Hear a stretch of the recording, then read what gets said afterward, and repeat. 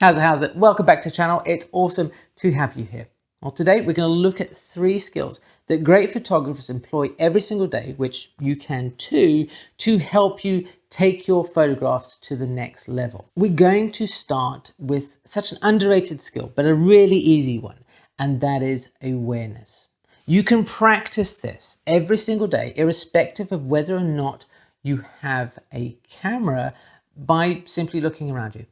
By looking at what is in front of you right now and thinking about the photographic possibilities that are there. If you're in an office and you're pretending to work, then look intently at your keyboard for a second. See the way the shapes of the keys are, and how they could be little canyons or something. The shape of, the edge of the monitor, the curve of something, across the room. All of these are opportunities for photographs. If you are on your commute, look out of the window, see the houses and the trees and stuff passing by in a blur. How would you photograph these things? How could you think about these things in a photographic sense? This is what I'd encourage you to do every single day, is spend time just thinking about photographs. How would something look from over there? The more that you do this, the more that you are, polishing your mind to see the little nuggets of awesomeness that are around you every single day, if only you had that willingness to see them. In the late 1960s or something, William Eggleston, who was a very famous photographer who took lots of pictures of like banal things, was flying across America on a jet, and the stewardess brought him a cocktail and put it down on the tray table next to him. Now, most of us would sit there and go, how long are we, in the air? Oh, they haven't invented in-flight movies yet. That sucks. And not really bothered with it. But Eggleston saw the light coming in through the window, the way that it hit the glass, and it made a wonderful shadow on the tray table, and picked up his camera and he took this very famous photograph. Now, that's awareness at play. If Eggleston wasn't a keen observer of the normal everyday things that surround us, then it's unlikely he would have taken this photograph. And that is what I'd love for you to start doing, is to be open to seeing all of these things, these opportunities. As you get a better grasp on the basics of photography, exposure and that sort of thing, then the more brainpower, visual brainpower, you can devote to being open to these photographs. So can you see how the two work hand in hand? Which is why if you get up to let's say, a really good state with your technical abilities, but you haven't increased your awareness, then this is only going to take you so far. So you need to bring up the two, almost together. So eventually your awareness explodes. And that's what we want. So let's think about that in a practical sense. What are you going to do? Well, you've been practicing every single day, thinking about things that you could photograph. But now take out your camera and go out and photograph, not with the intent of photographing specific things, but just anything that catches your eye. Anything that you even think might take a cool photograph. Photograph it and see how many times that you were actually right. That, that is a cool photo. Because trust me, you're going to be surprised about how many really interesting images are right under your nose, which you have been missing this whole time. You have no doubt at some point heard photographers complain about bad light, right? We've all done it. We'll go, oh, the light's rubbish. But there is no such thing as bad light.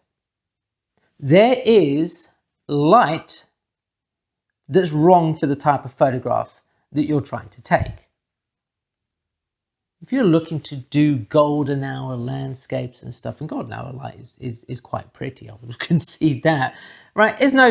You're pointless trying to do it on an overcast day, is it? It would be silly, right? So think about the light that is around us, at various times of the day. You are again, probably extremely familiar with the qualities of golden hour light. It's got a lovely, warm, liquidy kind of feel to it. Because the light is low in the sky, it picks out shape and form. But are you as familiar with light from the middle of the day? Harsh overhead sunlight, sharp shadows, lack of real texture. These are characteristics which you can employ in photographs. Of course, those photographs are going to have a very different characteristic to them, very different feel. But how can you harness that to your benefit? Much like being aware of, how things can be photographed, be aware of light that's around you. Look at how it changes depending on the way that you are looking at it. Light in front of you, light behind, light from the side, all these sort of things. They change the way that light feels, the way it behaves.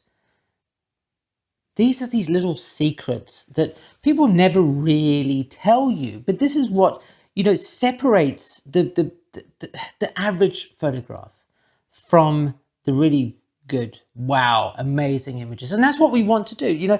We want to create photographs that we are proud of. And it's these investments in these tiny details, these subtle things that we don't need new lenses and all sorts of stuff to accomplish, that pays off so handsomely now and for the rest of your photographic journey. Learn light. Light is at the heart of photography. It is the central core of it. And learn it, understand it, be its friend or make it your friend. You can do this, take an object that you see every day that's in the same place and photograph it in different lighting conditions. See how the light changes the way that object looks, how it feels. And once you get a handle on these things, then no more are you going to say, the light was rubbish today, I couldn't get anything, it was just junk. Then you are never going to be in that situation. You are going to be the photographer who goes, I don't care what the light's doing because I can work in any situation.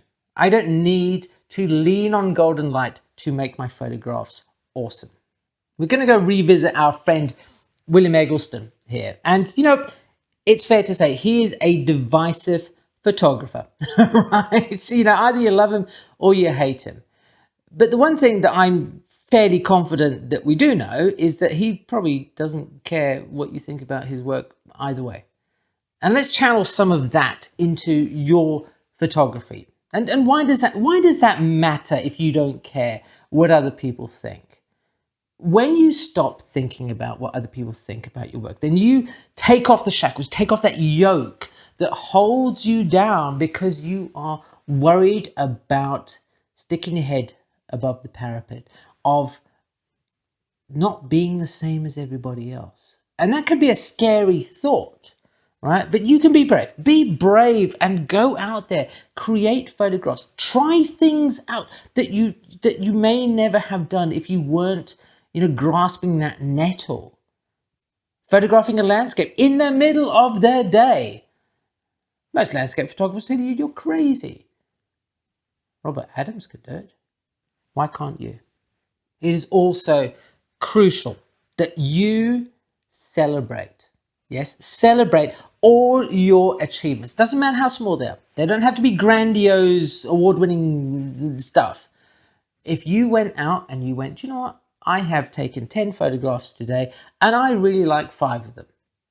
That's an achievement because you know what? 2 weeks before, you only liked 2 of them. All right? So celebrate that, however small, right?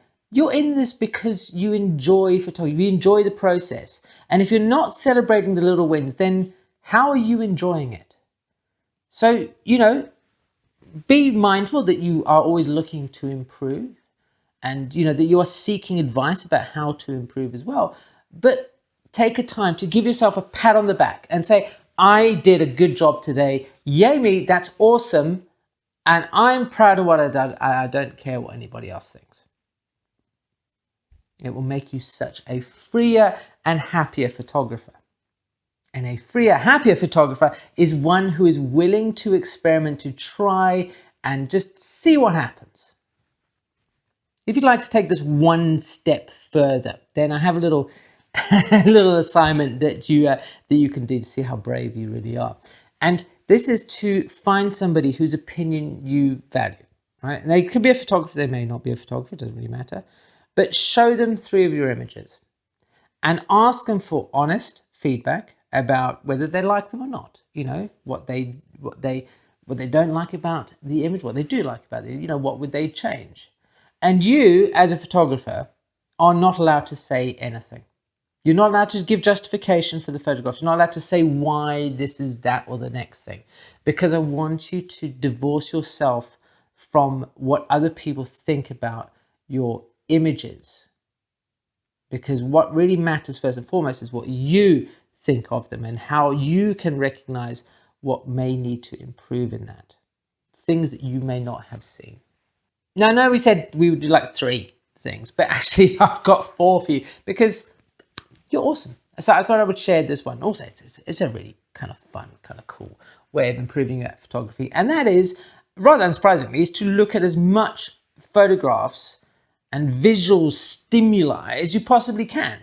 You know, there's a common thing that I see with photographers who are, I think, visually, you know, literate, who understand the whys of photography, who can create interesting photographs. And that is because they look at a great deal of photography. Look at Alex Soth, look at, you know, Mark Seymour and Neil James and all these people whose names spring to my mind immediately. They have books and shelves and shelves and shelves of books. Do the same. Collect, be like a magpie of, you know, of the images that you enjoy, that inspire you. Because the more that you look at these things, the more that you dissect images, that you kind of go, wow, how did they do this? I really love this idea. The more that you are, again, training yourself to be aware of ideas, the more that you are learning the characteristics of light, the more that you are being brave because you are moving away from the herd who always just follow the 1 or 2 photographers. And you're building up this your own mental library. So every time you're sitting there and you kind of go, I'm in the middle of a shoot, I don't know what to do. I don't know. There will be a light bulb moment where you go, I have seen something similar in a book that I had from last week, Let me try that out. And that gives you that little push over that hump of creativity, and you get on a roll again. So collect books. You don't need to spend thousands. I'm not suggesting you go off, right? But go to a thrift store, go to a secondhand book fair, you know, go to anywhere that sells monographs of photographers. They don't have to be new. They can be old fashioned. Or if you want to collect zines, just look at people's photographs, but try and look at them in a printed form because you are seeing it in its intended state.